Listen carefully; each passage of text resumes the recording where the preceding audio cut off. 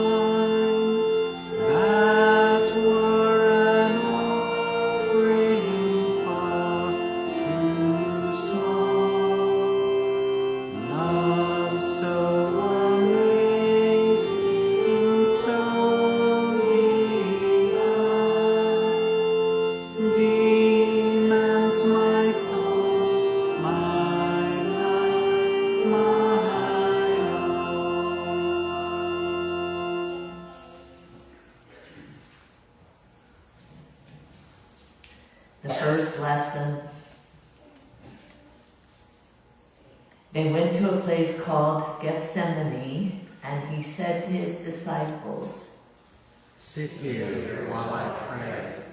He took with him Peter and James and John and began to be distressed and agitated, and he said to them, "I am deeply grieved, even to death. Remain here and keep awake." And going a little farther, he threw himself on the ground and prayed that if it were possible, the hour might pass from him. He said, "Abba, Father, for you all things are possible. Remove this cup from me, yet not what I want, but what you want." He came and found them sleeping, and he said to Peter, "Simon, are you asleep? Could you not keep awake 1 hour? Keep awake and pray that you may not come to the time of trial. The spirit indeed is willing, but the flesh is weak."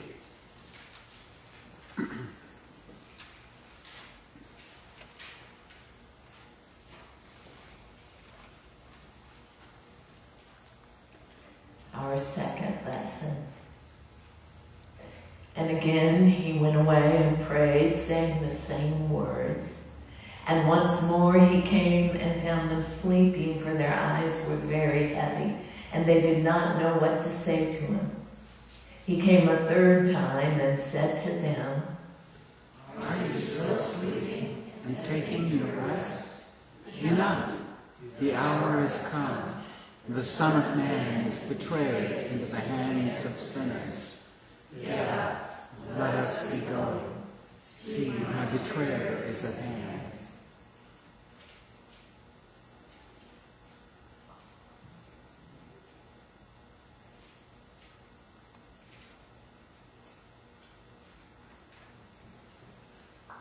The third lesson. Immediately, while he was still speaking, Judas, one of the 12, arrived. And with him there was a crowd with swords and clubs from the chief priests, the scribes, and the elders. Now the betrayer had given them a sign, saying, The one I will kiss is the man. Arrest him and lead him away under guard.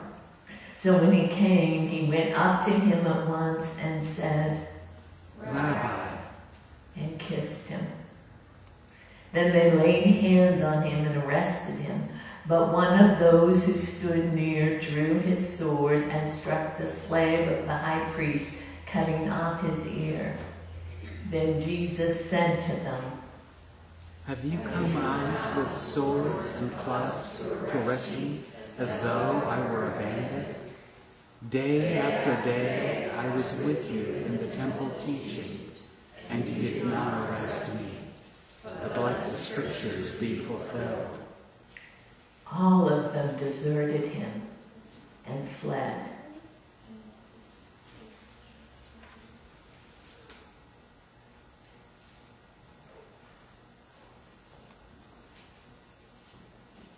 Our fourth lesson. A certain young man was following him wearing nothing but a linen cloth. They caught hold of him, but he left the linen cloth and ran off naked.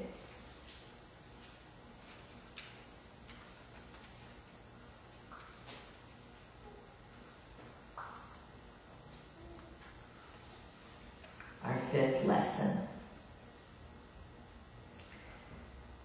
They took Jesus to the high priest, and all the chief priests, the elders, and scribes were assembled. Peter had followed him at a distance right into the courtyard of the high priest, and he was sitting with the guards, warming himself at the fire. Now the chief priests and the whole council were looking for testimony against Jesus to put him to death, but they found none. For many gave false testimony against him, and their testimony did not agree. Some stood up and gave false testimony against him, saying, We heard him say, I will destroy this temple that is made with hands, and in 3 days I will build another, not made with hands. But even on this point, their testimony did not agree. Then the high priest stood up before them and asked Jesus, Have you no answer? What is it that they testify against you?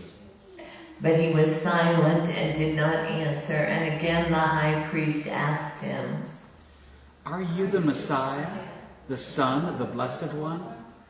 Jesus said, I am, and you will see the Son of Man seated at the right hand of power, and coming with the clouds of heaven. Then the high priest tore his clothes and said, Why do we still need witnesses? You have heard his blasphemy. What is your decision? All of them condemned him as deserving death. Some began to spit on him, to blindfold him, to strike him, saying to him, Prophesy. The guards also took him over and beat him.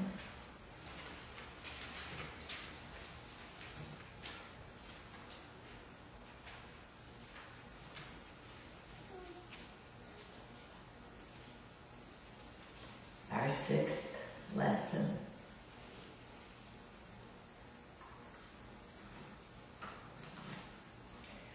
While Peter was below in the courtyard, one of the servant girls of the high priest came by.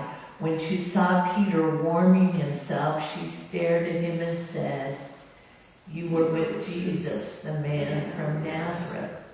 But he denied it, saying, "I do not know or understand what you are talking about." And he went out into the forecourt. Then the cock crowed, and the servant girl, on seeing him, began again to say to the bystanders, "This man is one of them." But again he denied it. Then after a little while, the bystanders again said to Peter, "Certainly you are one of them, for you are a Galilean." But he began to curse, and he swore an oath. "I do not know this man you are talking about." At that moment, the cock crowed for the second time. Then Peter remembered that Jesus had said to him, "Before the cock crows twice, you will deny me 3 times. And he broke down and wept.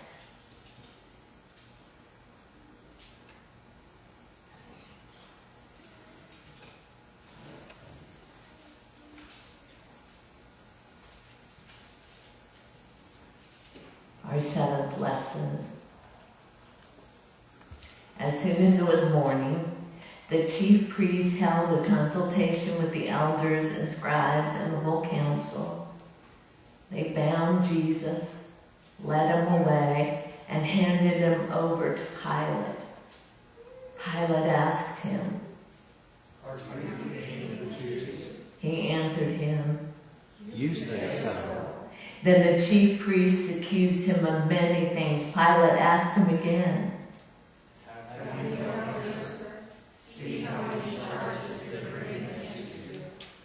but Jesus made no further reply, so that Pilate was amazed.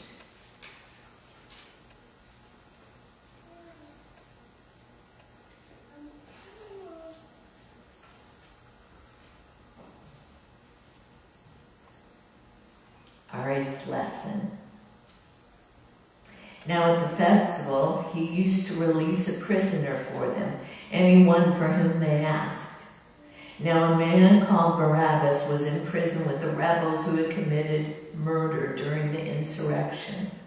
So the crowd came and began to ask Pilate to do for them according to his custom.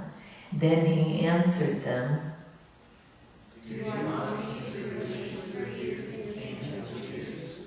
For he realized that it was out of jealousy that the chief priest had handed him over. But the chief priest stirred up the crowd to have them release Barabbas for them instead. Pilate spoke to them again. "Then what do you wish me to do with the man you call the king of the Jews?" They shouted back, "Crucify him." Pilate asked them, "Why? What evil has he done?" But they shouted all the more, "Crucify him." So Pilate, wishing to satisfy the crowd, released Barabbas for them, and after flogging Jesus, he handed him over to be crucified.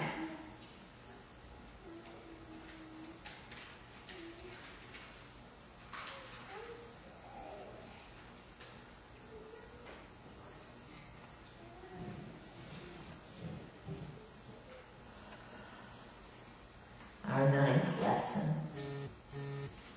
Then the soldiers led him into the courtyard of the palace, that is, the governor's headquarters. And they called together the whole cohort, and they clothed him in a purple cloak, and after twisting some thorns into a crown, they put it on him, and they began saluting him. "Hail, King of the Jews!" They struck his head with a reed, spat upon him, and knelt down in homage to him. After mocking him, they stripped him of the purple cloak and put his own clothes on him. Then they led him out to crucify him.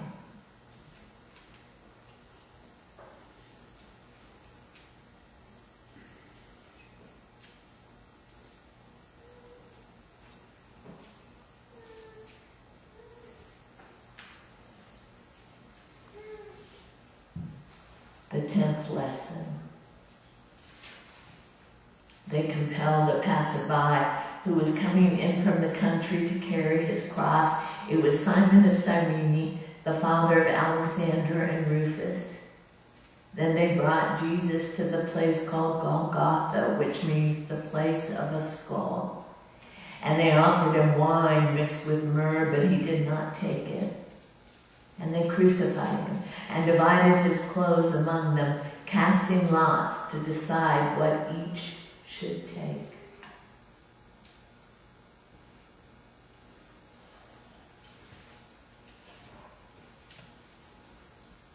Let us join together in singing When I Serve Beneath the Cross of Jesus.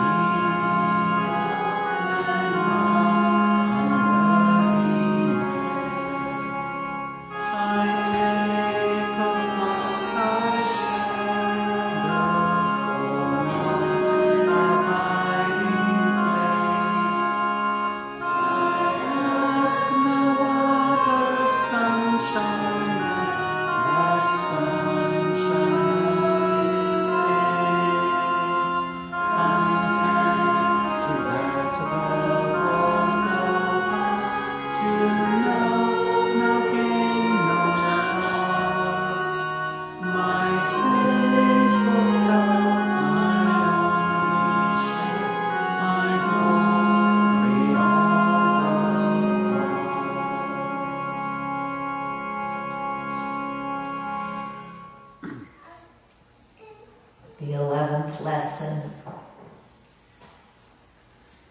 It was 9 o'clock in the morning when they crucified him.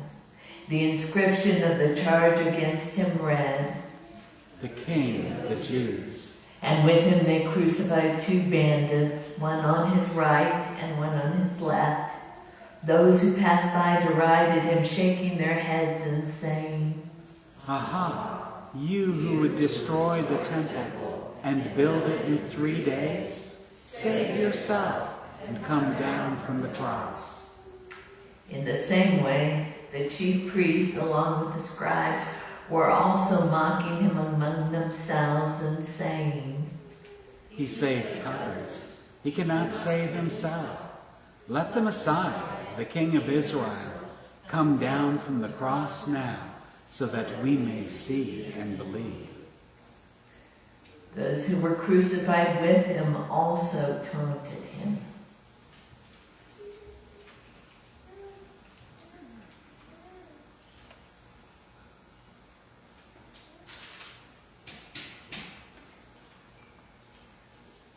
Our 12th lesson. When it was noon, darkness came over the whole land until 3 in the afternoon. At 3 o'clock, Jesus cried out with a loud voice, "My God, my God, my God, why have you forsaken me?" Then some of the bystanders heard it, and they said, "Listen, he is calling for Elijah."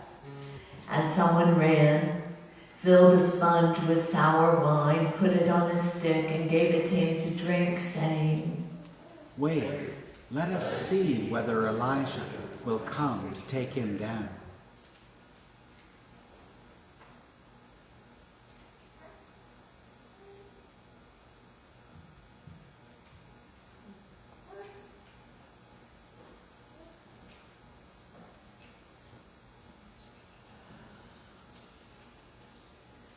Our 13th lesson. Then Jesus gave a loud cry and breathed his last, and the curtain of the temple was torn in two from top to bottom.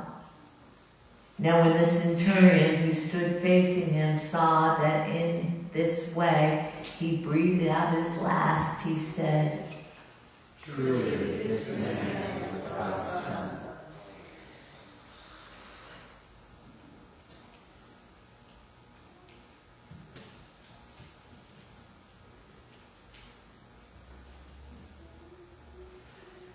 The 14th lesson.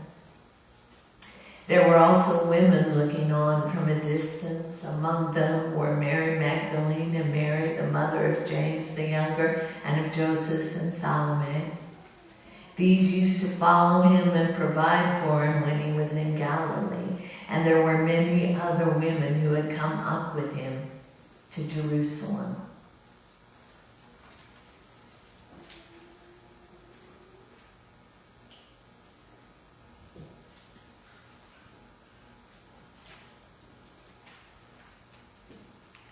Our 15th lesson. When evening had come, and since it was the day of preparation, that is, the day before the Sabbath, Joseph of Arimathea, a respected member of the council, who was also himself waiting expectantly for the kingdom of God, went boldly to Pilate and asked for the body of Jesus. Then Pilate wondered if he were already dead, and summoning the centurion, he asked him whether he had been dead for some time.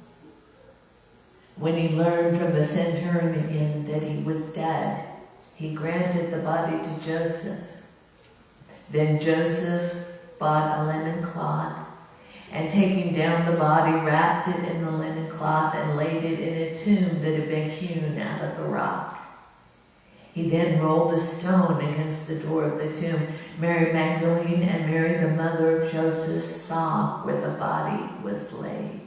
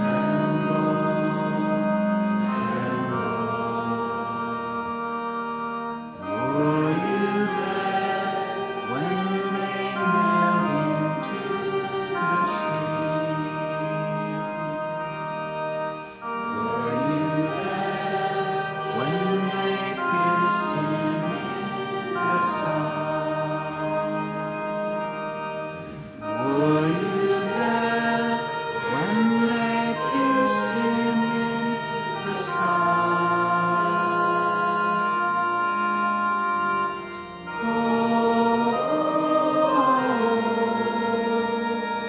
Sometimes it causes me to tremble, tremble, tremble. Were you there when they pierced him in the side? Were you there when the sun refused to shine? Were you there when the sun refused to shine?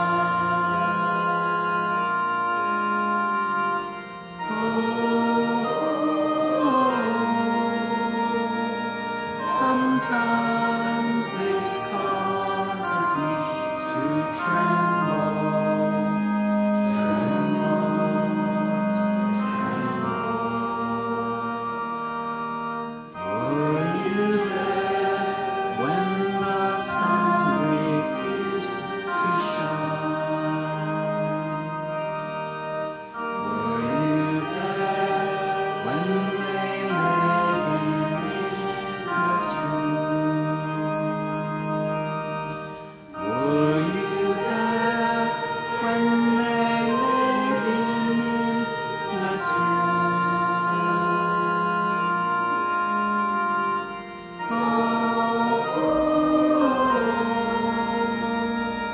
Sometimes it causes me to tremble, tremble, tremble. Were you there when they laid him in the tomb?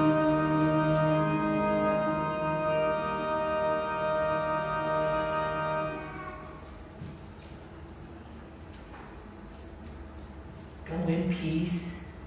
May Jesus Christ, who for our sake became obedient unto death, even death on a cross, keep you and strengthen you through this time and forever.